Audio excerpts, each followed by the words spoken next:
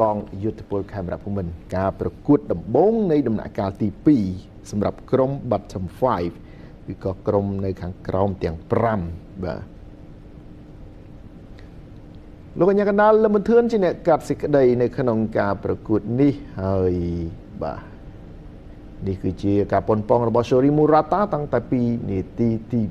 2បាទគេគៀសចុះគឺឡើងទាត់តែរំលងរបស់ទី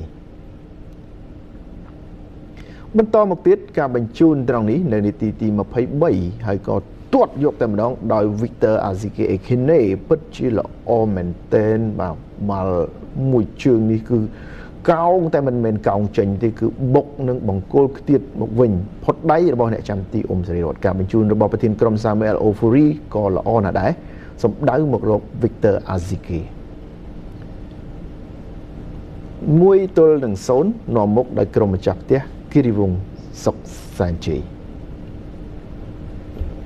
យ៉ាងណាក៏ដោយត្រង់នេះបាទគ្រប់បាល់ដែលស្អាតជាង Victor Azike ទៅទៀតគឺ Konarong គៀសមួយទាត់កោងយកមុំមិនឲ្យអ្នកចាំទីស៊ូសវណ្ណិតលូតដល់នោះទេបាទធ្វើបានល្អមែនតើត្រង់នេះបន្ទាប់ពីទទួលបានពីមិត្តរួមក្រុមគឺគៀសមួយទាត់យកតែម្ដងបង្កើតជាគ្រប់បាល់តាមស្មើ1-1ឲ្យក្រុមភ្ញៀវកងយុទ្ធពលខេមរៈភូមិន្ទនៅចុងការប្រកួតមានបាល់មួយបាល់ទៀតសម្ដៅទៅរកទីក៏ប៉ុន្តែមិនបញ្ហានោះទេការលូកជើងរបស់សូកាតាអូកាចំចំហរបស់អ្នកចាំទីស៊ូសវណ្ណិត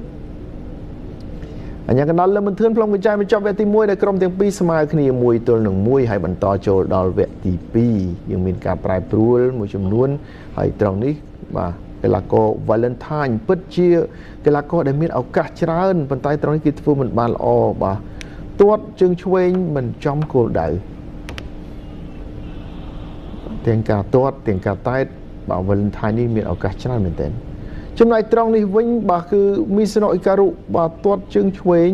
ក៏មិនចំគោលដៅដូចគ្នាបាទចម្ងាយនេះជិតមែនទែនប៉ុន្តែបាទបាល់ទាត់គឺបែបនេះបាទ Mizuno Ikaru ទាត់បាទរំលងរបាទីតែប្រើជើងឆ្វេងតែមិនមែនជាជំនាញរបស់គេបន្តមកទៀតបាទនាទីទី55គឺជាការបន្ថែមមួយគ្រាប់ទៀតនឹងជាគ្រាប់នាំមុខសាជាថ្មីដោយ Lewis Willy សម្រាប់ក្រុមម្ចាស់ផ្ទះគិរីវង្សសុកសែនជ័យបាទនេះហើយ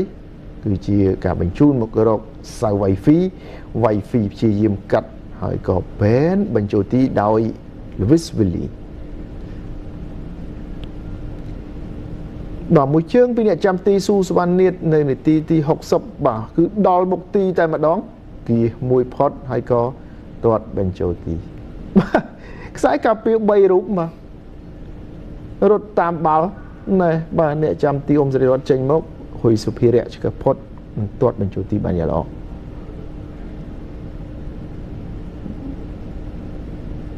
3-1គ្រាប់បាល់នៅមុខរបស់ក្រុមម្ចាស់ផ្ទះគិរីវង្សសុកសែនជ័យយ៉ាងណាក៏ដោយនាទីទី76មានការតែតមួយក្បាលសម្ដៅទីដោយបាល់លវិអធិស្ឋានបាទគឺ Mizuno Ikaru ប៉ុន្តែបាល់នេះបុករបស់ទីខ្ទាតចេញក្រៅទៀតបាទឱកាសច្រើនណាស់តែស្ទើរសំណាងបន្តិចហើយសម្រាប់កងយុទ្ធពលខេមរៈភូមិន្ទបាទត្រង់នេះប្រធានក្រុមបាទជាស្អីបាទគឺ Abi Abodzi បាទជន់បាល់ឲ្យខ្លួនឯងឆ្កឹះមកមិនផុតបាទគឺធ្វើឲ្យកីឡាករបាទរបស់ក្រុមមកភ្ញៀវទាត់មួយជើងពេញទំហឹងម្ដងជួយយ៉ាងម៉េចយ៉ាងបានបាទហើយក៏មួយជើងចុងក្រោយនេះចប់ការប្រកួតឬសម្លេងកញ្ចែពីលោកអញ្ញាកណ្ដាលលំធឿនក្រុមម្ចាស់ផ្ទះគិរីវង្សសុកសែនជ័យយកឈ្នះបាទ